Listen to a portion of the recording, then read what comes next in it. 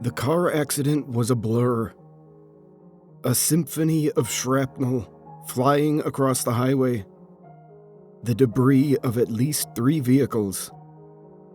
At the time, I didn't know who was at fault, or what exactly happened. I just knew pain. Immense, searing pain. All over. I was in and out of consciousness for a while, but I could put together a picture of the following hours, however murky. The moments I do remember will forever be etched into my memory. I first came to on a gurney in the hospital, rushing through a brightly lit hallway. There was some chatter about my condition, but none of it was promising. A simple but ominous statement from a nurse stuck out like a sore thumb and stayed with me until I was sprawled out in the operating room. "This doesn't look good." Shaking on the table, I recall more bright lights, as well as the beeping of medical machinery on either side of me. Many doctors and nurses were at my side, scrambling to keep me alive. Though my mind was an utter mess, I do remember thinking that this was the end of my story. Between the intense injuries and panicked doctors, I knew death was right around the corner, waiting to take me. My life didn't flash before me, and I didn't think of my loved ones left behind. There wasn't enough time for that. I simply succumbed to the endless slumber and closed my eyes as the flatline rang through the room. My eyes were fogged, but I could make out the shape of a tunnel ahead. At its end, a light. I made my way to it, cautious but curious. Eventually, I reached the glow, and my vision returned. I was in a bright room. Before me, a tall, older gentleman in a white robe, standing at a podium. He beckoned for me to come over and spoke with enthusiasm. "Hello, newcomer. Welcome to heaven." He gestured toward the wall behind him. There were no pearly white gates, just a minimalist red door, void of any knobs or handles. Heaven? So I'm dead? The man smiled. "Yes, indeed you are. But fret not, for this is heaven, a paradise of the afterlife. Would you like to enter?" I was disappointed that my life was over, but I knew it was inevitable, given the circumstances. At the very least, heaven was seemingly real, and I had been accepted. Yes, I would like to enter. I stepped forward, but the man placed his hand on my chest, stopping me. "Before you can enter the world above, an offering is required." I was confused. An offering? Of what sort? The man smiled again. "We need your skin. My face contorted in dismay. My skin? But why? I can't provide specifics.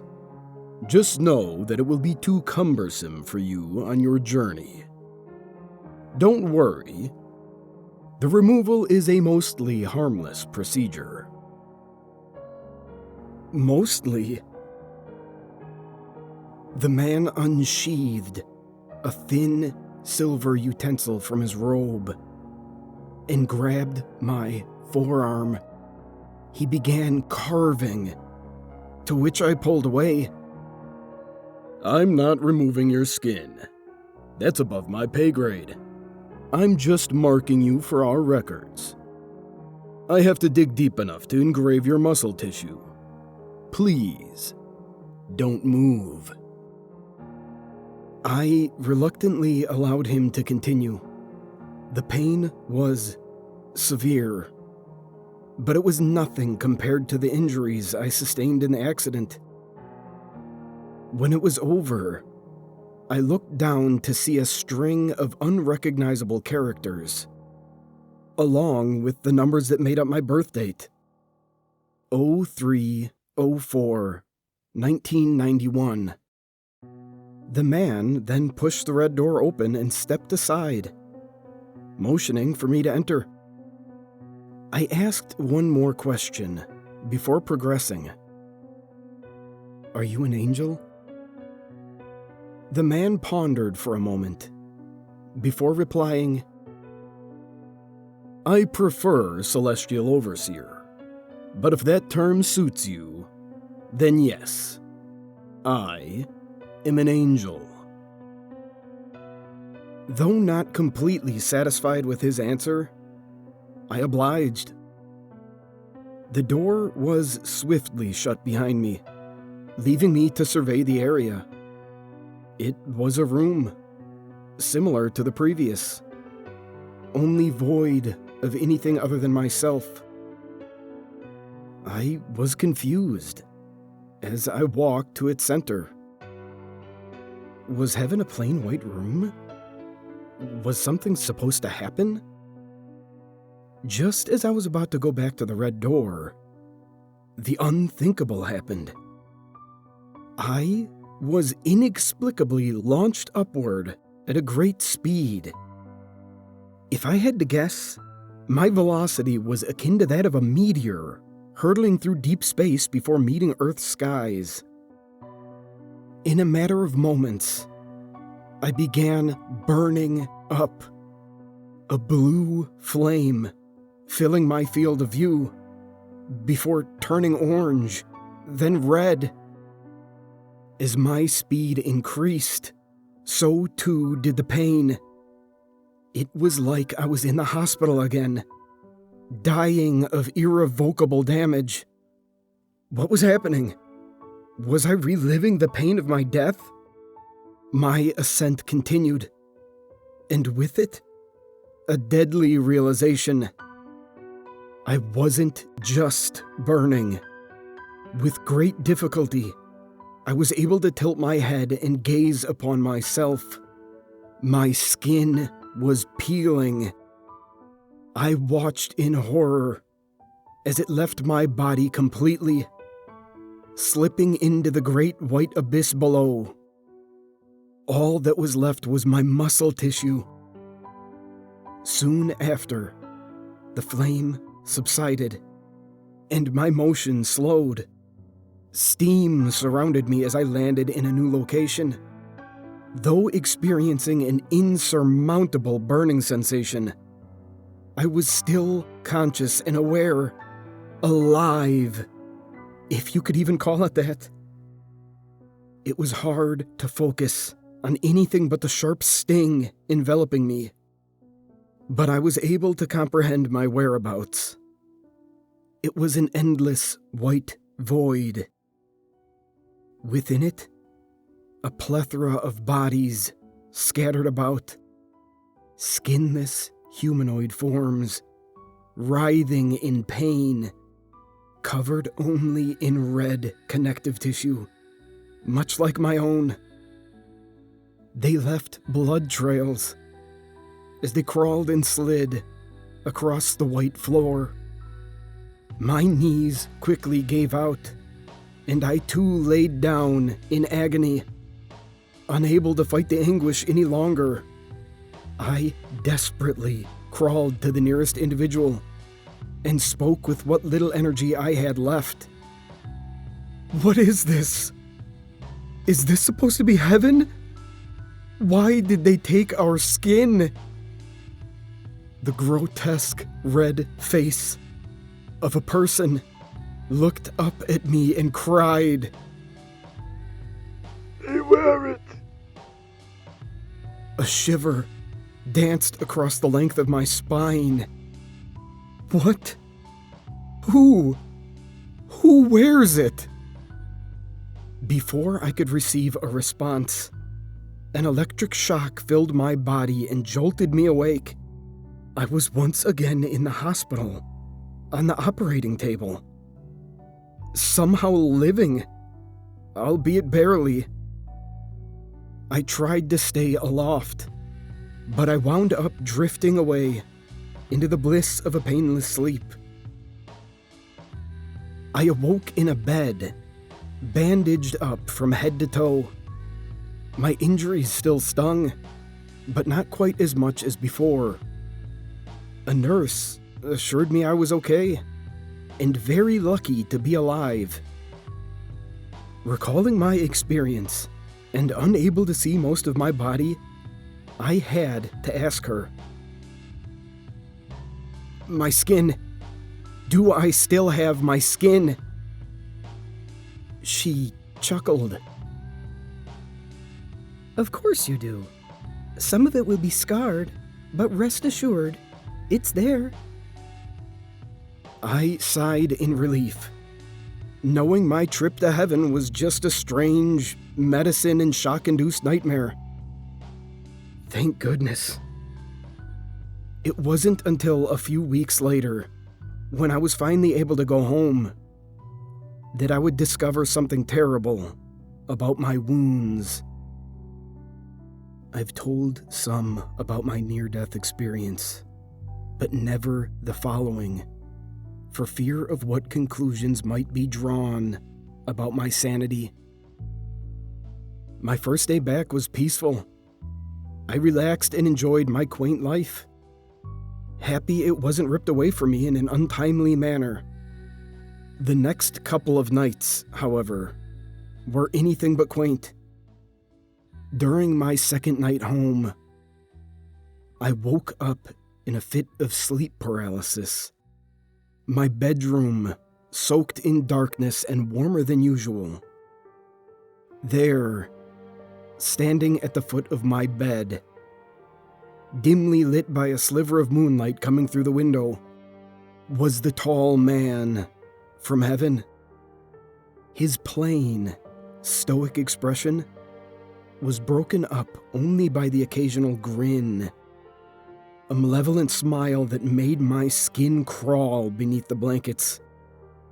The spike in adrenaline was not enough for me to break free of my chemical restraints. I was forced to endure his presence and watch in terror as he walked to my side and spoke. "It wasn't always this way, you know."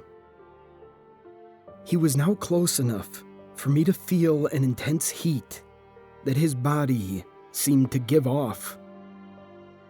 Heaven truly was a remarkable place. A world where mortals spent their afterlives in peace.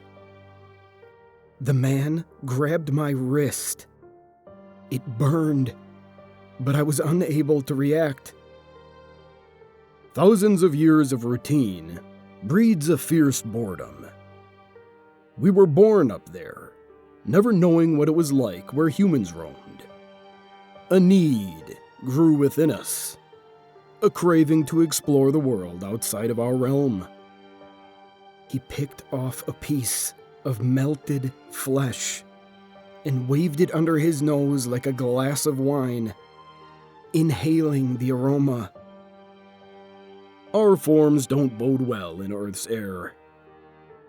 Your skin is the only thing that tempers the reaction. Otherwise, we would break down and disintegrate. He spread the piece of flesh onto his arms, creating a thin layer of protective paste. The heat dissipated. You've been marked. We need you back.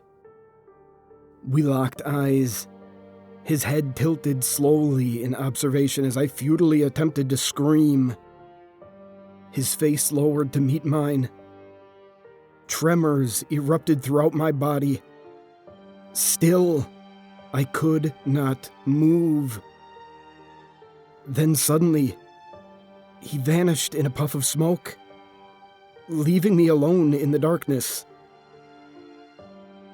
Once the man disappeared, I was able to move again. I felt my wrist, and it was fine. No missing skin. However disturbing this incident was, I knew it had to be a remnant of my dream from the hospital, a side effect of the trauma I suffered. Nothing more than a reoccurring, albeit terrifying, nightmare. Regardless of this explanation, I was unable to sleep until daybreak. The next night was stranger still. After brushing my teeth and looking up at the bathroom mirror, I saw something that shook me to my core. It was me, but without skin. A horrific amalgamation of red, muscly tendons made up my facial structure. Behind me, the tall man, his voice echoing off the bathroom walls. Come back to us. I fell back into the wall. The man was not there. When I looked at the mirror again, the sight was a normal one. I chalk this up to being another troubling facet of my psyche, post-car crash. It was clear at this point that I was severely troubled. I started entertaining the idea of seeking professional help, in the form of a psychologist. The next night, however, disproved all previous theories about my bizarre state of affairs. Upon peeling back the bandages on my arm to bathe for the first time, I saw it. There were scars in odd, unrecognizable shapes, as well as a familiar numeric sequence. 0304, 1991. My birthday.